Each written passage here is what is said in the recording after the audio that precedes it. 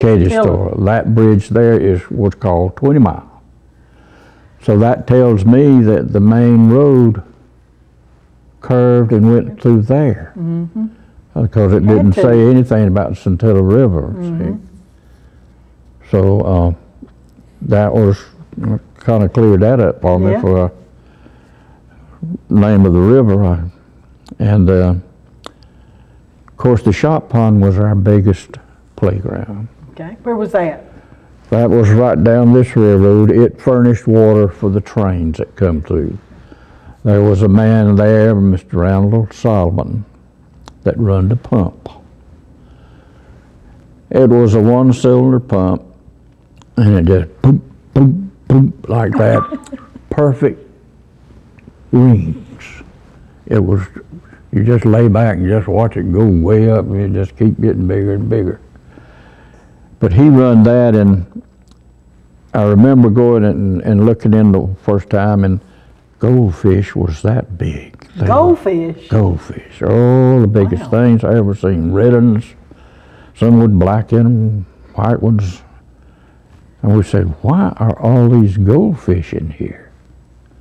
He said, all that bunch from town comes down here fishing with them, and when they get through, they just dump them in, and they just kept growing and everything. But after years, they finally disappeared. Yeah. And another thing about there was history that you won't see anymore was there was a long building runs almost parallel with Chester Street, and we never could get in it. Now we tried. Tried hard, didn't you? We tried hard. But one day we went by and this big door is open. Well, that was an invitation to go in. Let's see what's in here. Well, we go in and there's just boxes about a foot long, red, and about like that. And we wasn't in there 10 minutes before this, wasn't a night watchman. He was just looking after the place. He come down and said, what you boys doing in there? And we just said, we just looking and everything. And so he was very nice, and he said, well, we're closing this down, but says this is where we made and shipped splinters. Splinters? Splinters. They were a foot long, fat lighted splinters in a square box. And he said, and just shells of them. And the other side had boxes of dross, the turpentine chippings in them. He said, we're closing it down. And he gave us each one a box of I have never heard that before. Yeah. That's unusual. Yeah. And, he must have been shipping them up north, because Yankees didn't know what fat lighter was. Yeah, that's true. That's true. But it was gone right after I come back out of service. But every time we went by there and he was there, he would give us some splinters. But now, my mother would, the turpentine company dumped their dross across, well, there was a little road in there then. Little dirt road. Yeah, it's just piles of it. And my mother would say, Bobby, I need some dross. Take your wagons and I'd tie them together and go fill them up. Go fill them up and bring them back to the house. And then we would go down, by this time we had bicycles, and we would ride down the railroad to what we call the hammock. And I'd say, Mom, we're going to the hammock today, and she'd say, well, take your cooker sack and get some coal now. Well, it was just scattered everywhere. From the train, or? From the train. I guess it fell off the cars, or the, and some of it would be so big you couldn't put it in a cooker sack. But gathered lots of coal that way to take to the house and everything. Of course, we camped out in the back of the Shop Pond, and it was a nice place for us. It was really good. Lots of fish in there. Then, I don't know, at the cemetery, on the east side, northeast side, down in those woods was dogwood trees, just covered down in there. In the spring, when the dogwood trees bloomed, people would go in there and they'd find these little ones. They'd tie a ribbon around it. And everybody you'd go by there and say in the summertime, and gosh, there's red ribbons, white ribbons. And well, then when it was time to plant dogwoods, they'd go dig them up and bring them to town. And I know lots of them went on Gaskin Avenue. And lots of them just went in people's yards, but there was hundreds of them toted out of there. Yeah. Because it went on for several years. And I notice now there's not a one down there. But that was something that was... That everybody did. Yeah. That's great.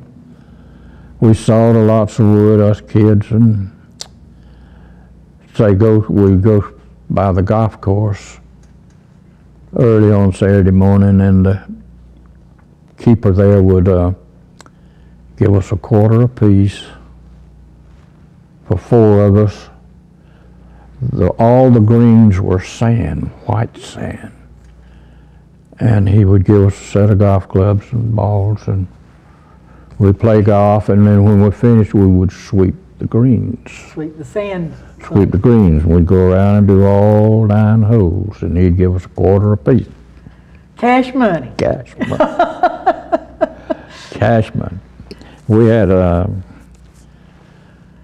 then across the river was Mr. Gaskin, Flounder Gaskin. He sold wood. He would saw down these dead trees, and then he would give us a penny apiece to saw the blocks off. So as soon as we sawed 10 blocks off, we had a penny apiece. We had a dime. We could get a Coca-Cola and RC Cola. But one day he was down in his garden, and he had a flowing spring down there. And he said, "Boys, I need to water my garden." So you see that little cypress tree right down there? It's about 10 foot. He said, "Go cut it down for me." Well, we went and cut it down and brought it to him, and he trimmed all the limbs off of it, and he walked out there to his row, starting of his rows, and stuck it down and went to pushing it down like that and jobbing it, and the water just come out, just flowed down the road, and he walked over about 10 feet and did another one, and just more water. Watered his garden. It was amazing. What water we used to have. Yeah. What we used to have. Yes, lots of different. I thank you so much for coming today, and we're going to look forward to you coming back in April. Thank y'all. We'll be right back. WDTV 13. Programming is sponsored by Harper & Company Builders, serving Douglas and Coffee County for 29 years.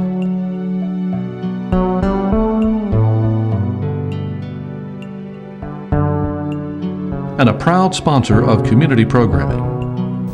Storage Solutions, etc., locally owned and operated and located at 1010 Bowens Mill Road, Southeast in Douglas. American Truck Parts Incorporated, a proud sponsor of WDTV 13 programming. Vickers Audio and Glass Tinting, supporting our local programming on WDTV 13. Aiden's Minute Market. When you're out, we're in.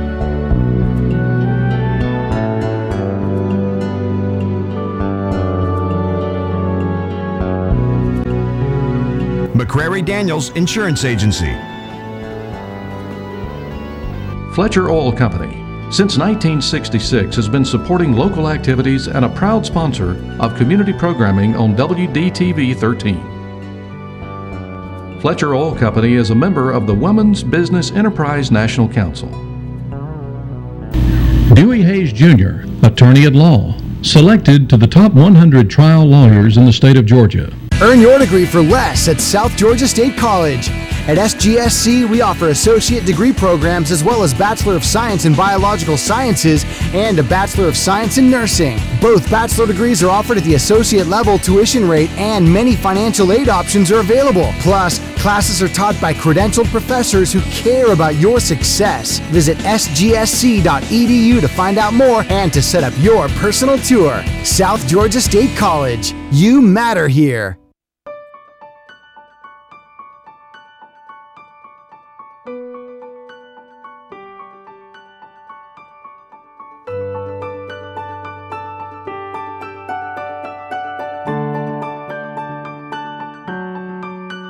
You're not who you used to be, and neither are we. With a caring staff, experienced doctors, and the most advanced technology, Coffee Regional Medical Center in Douglas, Georgia is better than ever before.